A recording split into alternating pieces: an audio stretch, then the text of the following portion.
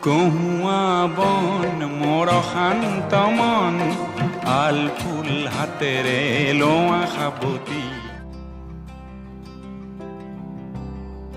শৰৎ আহে কহুৱা ফুলে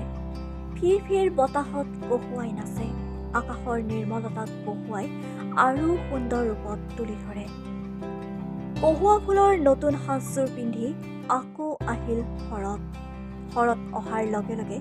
চাৰিওফালে পৰিলক্ষিত হৈছে এক সুকীয়া পৰিৱেশ শেৱালি ফুলৰ সুবাসে সকলোৰে মন আনন্দময় কৰি তোলে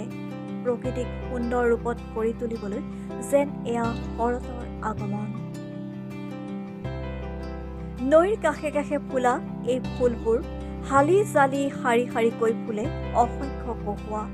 কহুৱাবিহীন গীত কবিতা প্ৰকৃতিৰ মাদকতা কোনোটোৱে যেন সম্পূৰ্ণ নহয় শেৱালি আৰু কহুৱা ফুলিলেহে যেন শৰৎ আহে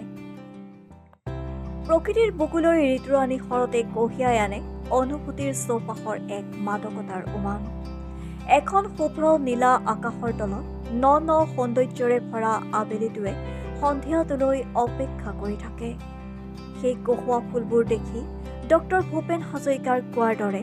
কহুৱা বন মোৰ অশান্ত মন আল ফুল হাতেৰে লোৱা সাবতি কহুয়া বন মোৰ শান্ত মন আল ফুল হাতেৰে লোৱা সাবতি জোনটিয়েও যেন মিচিকীয়া হাঁহি মাৰি তৰাবোৰৰ সৈতে শৰতক আদৰিবলৈ জোনাকী হৈ উঠিব নিবিড় জোনাকত জোনটিয়েও শুকুলা মেঘৰ বুকুচাত উঠি আহিব শৰতৰ চোতাললৈ